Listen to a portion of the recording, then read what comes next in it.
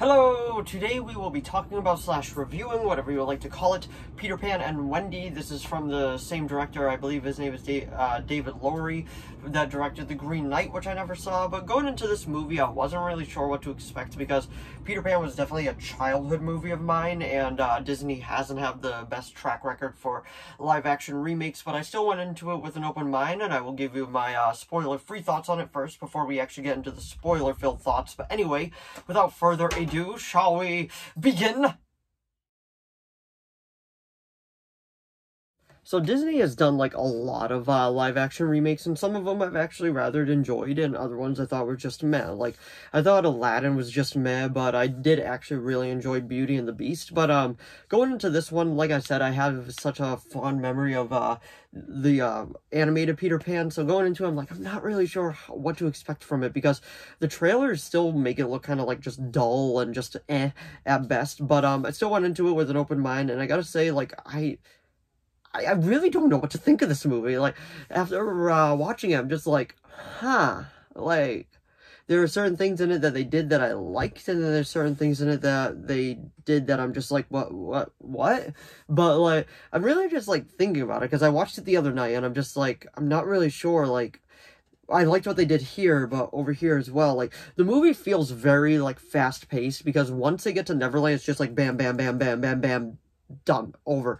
It really, like, the movie has absolutely no time to breathe once it gets going. The few actors in it that I did recognize, Alan Tudyk as Mr. Darlin, Jude Law as Captain Hook, and I didn't recognize the kid that played Peter Pan, but I thought he did a good job for what he was giving, and Tinkerbell was fine. She was a little different than the animated movie. She was more kind-hearted in this one, but the original movie, she was just kind of a brat, so I was fine with them changing it and all that. But really, just, like, I'm not really sure what they were, like, doing with some of this movie.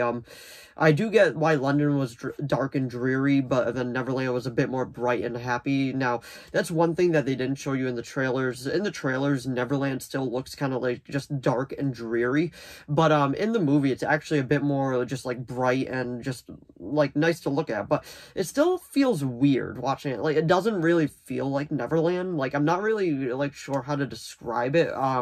Like I said, the director is the same director as The Green Knight. I've never seen The Green Knight. I do own it, but I just haven't gotten around to watching it yet. So I can't really say for sure, like, if I, like, appreciate his vision of it, because overall I just, like, what?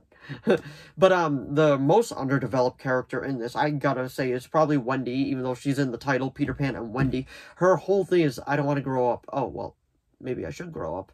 Like, that's the whole thing of, like, her character development. I'm just like, like, you could have done so much more with her, but, like, no, this is definitely a Peter Pan and Captain Hook movie. The movie should have been called Peter Pan and Hook, to be honest, because the movie focuses around their relationship, and I feel like that is actually where it's very strong, because we learn a lot about Hook in this movie that wasn't in the animated one. I did hear that this does stay a lot truer to the Peter Pan book. I don't know, I've never read the book, but I could see how that's true, because there's certain things in it that I'm like, oh, that just feels like directly pulled out of like a book, or like the dialogue, the way that they were going back and forth at each other. But I don't really want to get into Hook's backstory before we get into spoiler-filled stuff. But overall, I'd say it's not a great movie, but it's not a horrible movie either. It's definitely a watchable movie, and it gives a new, unique take on the Peter Pan mythos. I would probably give it a 6 out of 10, in my opinion. It is definitely not as bad as everyone's making it out to be, but it's not an amazing film either. It's just it's a fine watch. That's what I'll say. It's like, it's just fine to watch. But anyway, that was my spoiler-free part of this video. We will get into spoilers in 5, 4, 3, 2, 1. Alrighty, let's get into the spoilers. So the main thing I want to talk about is how they actually do Hook and Peter Pan's relationship, because we find out that Hook is actually the first lost boy ever, but he just really missed his mother, and he went off looking for her, and then he ended up he couldn't find her, and then he almost drowned till Smee and the pirates took him in. They found him on the side, and then he came back to Neverland, and they pretty much just hated each other because Pan blamed him for leaving him, and then he was like, well, you just didn't like me because I missed my mother. What kind of person does that? And I gotta say, like, the sword fights in between them was actually pretty well choreographed, and Jude Law, at first, I was like, oh, he's not gonna be a good Captain Hook, but he actually ended up, like, he sold me, and like I was like, okay, he's actually doing a pretty damn good job. And I do like the touch the first time that they fought and he fell in the water, all the hair dye was coming out of his hair and then his hair turned gray. I'm like, okay, I like that detail. That was a cool detail. It's just showing like, hey, this guy is actually older than he is, like, appears to be. And when the story develops a bit more, when they like have him like have the backstory and we realize why they hate each other, I was actually digging those parts. I really enjoyed those parts. I thought like this movie just should have been labeled Peter Pan and Hook, in my honest opinion, because the movie was just totally like circled around them. Tiger Lily's part is pretty much cut down to almost nothing in this movie, and like I was saying earlier, like once they get to Neverland, it moves at just a fast pace. I'm like, what is going on? It's like bam, bam, bam, bam, bam, bam, done. I'm just like, what? Like, it's just so fast. Jim Gaffigan plays Smee, and honestly, I feel like that was fine casting. He did a good job for what he was given. And they had the Skull Rocks thing, and there's actually a few songs in this. The pirate shanties are low-key the best part about it. Like, they're actually good. They're just so much fun to listen to. The croc was cool for the one scene that it was in. I feel like it should have been at the end too, but it was cool. I like to see the crocodile when it's attacking Hook. That's always cool. The CGI on it was pretty good too, and the thing was vicious too. Like, it knocked off a few of the pirates. Like, it legit ate them. So I'm like, oh, okay. But,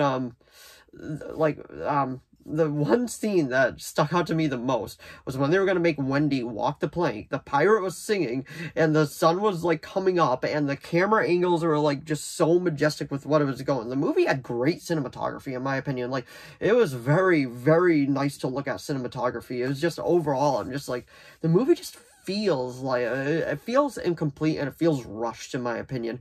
But, like, the end fight scene happens, Tinkerbell throws fairy dust all over the ship. The ship is in the air, like, flipping around and all that, and they're still having their sword fight. It was a cool final action, sequence, but like I said, it feels like it moves at 1,000 miles per hour. Like, there's no time for the story to breathe at all. It's very much just a bam, bam, bam, bam, and it's over. But overall, it was a fine film. Like, I don't think it's a great film at all, but it's still a fine watch. And like I said, it's a solid 6 out of 10. But anyway, that was just my opinion, my review.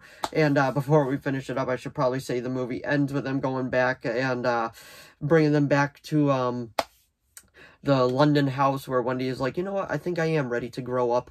And then Peter goes back to Neverland and pretty much rekindles things with Captain Hook, because he goes and rescue him after they stole a ship pretty much. But that's pretty much just the general thing of the whole movie. It's okay. It's not great. It's a solid 6 out of 10. But anyway, that was my review of Peter Pan and Wendy.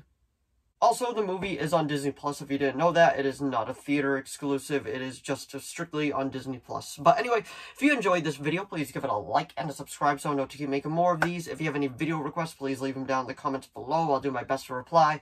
As of now, I have a few video requests and those are being made. But if you do have any more, let me know, as long as it's within my capability of making it. I will be making it. And if you watch Peter Pan and Wendy, let me know what you thought of it down in the comments below. Just be respectful about it, because my opinion, I'm not right. I'm just how I feel about this movie. Like I said, it's not great, but it's not terrible either. It just feels so rushed. But anyway, thanks for watching as always, and I will see all of you in the next video. Bye!